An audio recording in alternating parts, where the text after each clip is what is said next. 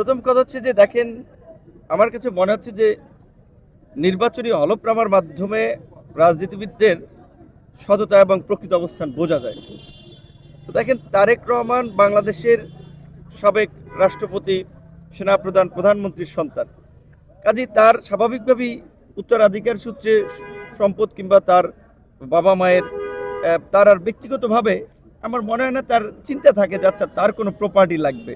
সেই জায়গা থেকে তারেক রহমান তো ভিন্ন বিষয়। তারেক রহমানের জন্য মানুষ যদি তার প্রয়োজন হয় 1000 কোটি টাকাও তার পায়ের নিচে 1 ঘন্টার মধ্যে বিলিয়ে দেবে, কারণ মানুষ তাকে এত ভালোবাসে এবং তার প্রতি তাদের সেই আবেগ অনুভূতি আছে।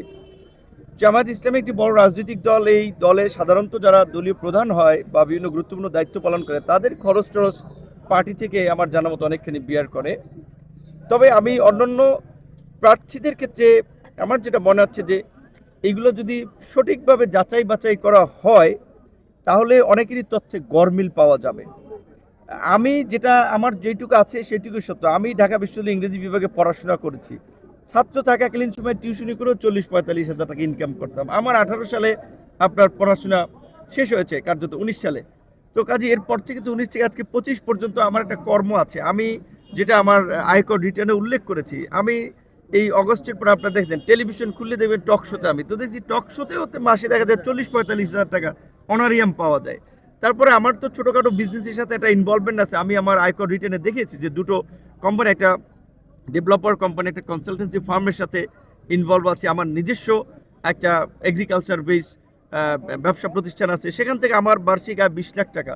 প্রকৃত অর্থে এই 20-30 লাখ টাকা যদি একজন ব্যক্তির আয় না থাকে তাহলে তো তার নির্বাচন করতে আসা উচিত না। নির্বাচন তো আপনি মানুষের কাছ থেকে পয়সাপাতি নিয়ে করবেন আর মানুষ দেবে, এই টাকা দিয়ে বাংলাদেশের প্রেক্ষাপটে নির্বাচন হয় না। আর যারা যদি নির্বাচন কমিশন একটা বিধান আছে যে আপনার ধরেন 30 লাখ টাকা 35 লাখ টাকা খরচ করে, কিন্তু আমি চ্যালেঞ্জ করে বলতে পারি বাংলাদেশের কোনো প্রার্থী এই নির্ধারিত খরচের মধ্যে থেকে নির্বাচন পরিচালনা করতে পারে না। এটি সম্ভব নয়। আমরা যেটা বারবার বলে আসছি যে বাংলাদেশের রাজনীতিতে আমরা একটা পরিবর্তন চাই, কালো টাকা পেশি শক্তি আধিপত্য বিস্তারের আমরা পরিবর্তন চাই, কিন্তু নির্বাচন কমিশনের এই সমস্ত বিষয়গুলো গতানুগতিক থেকে গেছে। এখানে পরিবর্তন আনা দরকার। এই 20-25 লাখ টাকা এটা জাতীয় নির্বাচন আমি না, আমি কয় টাকা করবো আমি জানি না, কারণ আমার তো টাকা নেই। আমার যদি শুভাকাঙ্ক্ষীরা আমার জন্য খরচ করে সেটা ঠিক আছে।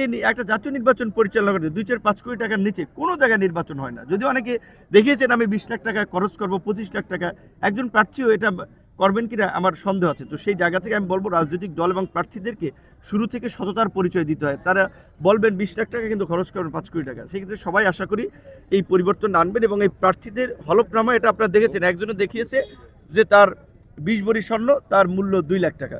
আচ্ছা আপনারা বলেন যে 20 ভরি বর্তমানে স্বর্ণের মূল্য কত? ভরি তো প্রায় আপনার প্রায় 3 লাখ টাকা, বোধহয় প্রায় 3 লাখ টাকা।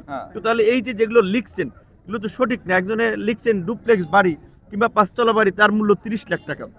একটা 5 তলা বিল্ডিংয়ের মূল্য কি 30 লাখ টাকা? এগুলো যদি যাচাই বাছাই করা হয় তাহলে কিন্তু 50% প্রার্থীতা বাতিল হবে। তো যাই হোক, আমরা আশা করি যে এগুলো ভবিষ্যতে আমাদের রাজনীতিবিদদের মধ্যে একটা পরিবর্তন আসবে। কিন্তু আমার কথা হচ্ছে এটা যে অনুপাত আমি আয় দেখিয়েছি, আমার প্রপার্টি ধরেন এই 89 লাখ টাকা, এটা তো বর্তমান প্রেক্ষাপটে একজন শ্রমজীবী মানুষ সেও কিন্তু মাসে অন্তত 30,000 টাকা, 35,000 টাকা, 40,000 টাকা আয় করে। তাহলে তার আয় হয় কত? প্রায় 5 লাখ টাকা। তো সেই ক্ষেত্রে এই আয়টা কিছুই না। কিন্তু এখন হ্যাঁ, এটা অন্যদের সাথে কম্পেয়ার করে দিয়েছে অমুকের চেয়ে বেশি, তমুকের চেয়ে বেশি। কিন্তু আমি এইটুকু বলবো আমার যেটুকু আছে আমি সেইটুকু দেখিয়েছি এবং সৎভাবে দেখিয়েছি। ভবিষ্যতেও আমার এটা ধারা অব্যাহত থাকবে।